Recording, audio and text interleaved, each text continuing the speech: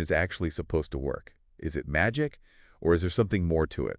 What do you think? Well, the video, it kind of tries to walk this line between like mindset and a more scientific approach. Uh-huh. It talks about aligning your energy to make your thoughts a reality. Right, aligning your energy. And they even have this GPS analogy where, like, you put in the destination, your dream, and the universe is going to guide you there. Yeah, exactly. But, I mean, come on. That sounds a little bit like just sit back and let the universe do all the work. Yep.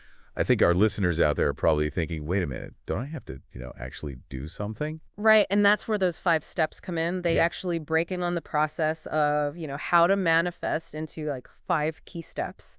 It starts with getting clarity about what you actually want, Okay. and then believing that you can actually have it, and then visualizing it, really seeing it in your mind, and then feeling grateful for what you already have. Okay. And then finally taking action. So it's not just about, wishing and hoping. Right. It's actually a process of aligning your thoughts and your feelings and your actions towards that goal. So, okay, it's not just working on a star, but there's still that, like, mystical element of aligning your energy.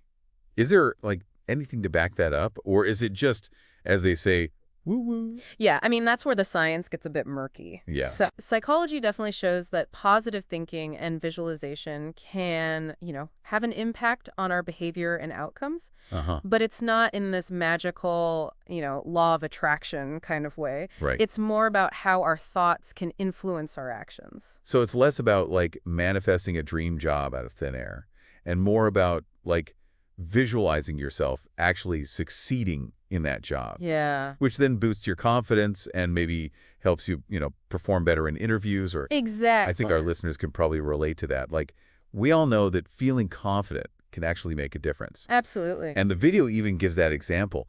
They say, like, instead of just wishing for, a fulfilling job, Right. you should try to visualize yourself as, say, a confident graphic designer at a creative agency. Yeah, that's a good example.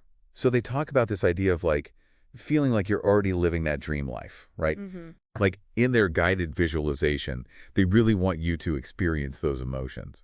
And I don't know, that seems a little out there to me. Like, is there any evidence that simply feeling something is going to make it more likely to happen? So it's a very interesting idea.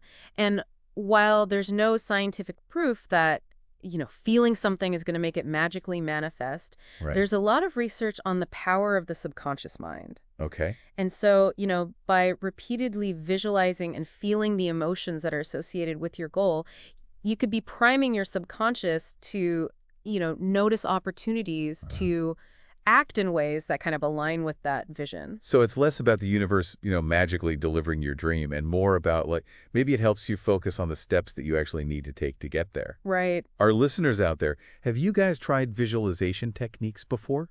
Did they work for you? I'm curious. Another big thing that the thing emphasizes is this idea of gratitude. Oh, yeah. They encourage keeping a gratitude journal and really focusing on all the good things that you already have. Gratitude. Yeah, I actually tried that gratitude journal thing for a while. And, well, let's just say my life didn't magically become perfect. Maybe some of you listeners out there have had a similar experience. But, I mean, is there value in practicing gratitude, even if it's not some magic bullet? Absolutely. There are so many studies that show that gratitude can actually improve well-being Okay. and even physical health. It's Wow. not about, magically attracting good things into your life, but it's about shifting your perspective and really appreciating what you already have, Mm-hmm. which can lead to a more positive outlook. Okay. And, that in turn can lead to more positive actions. So the video, it also tells this success story about Sarah who manifested her dream bakery. Right. Sweet Success Cafe through visualization and action. But, I mean, is it really that simple? I'm sure all of our listeners out there, you've worked hard for your achievements, right?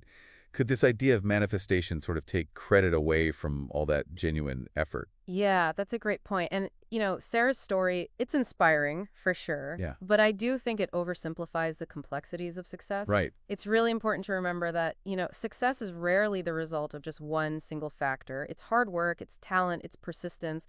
And yes, a little bit of luck plays a role too. Uh-huh. Manifestation, it might contribute to a positive mindset, but it's not a substitute for that effort and action. So I guess what I'm trying to get at is, this all sounds good in theory, but does it actually hold water?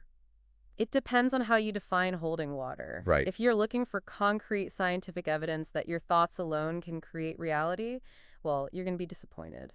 But if you see manifestation more as like a framework for setting clear goals, for cultivating a positive mindset, and for taking inspired action, then there might be some real value to it. So it's not about magic. It's about using like the power of our minds Yeah, to focus on what we want right. and take concrete steps to actually get there. Exactly. It's about recognizing that our thoughts and our beliefs, they can influence our actions and outcomes, but they're not the only determining factor. So what about you? What do you find the most intriguing about this whole concept? For me, it's this idea that simply believing in something can make a difference.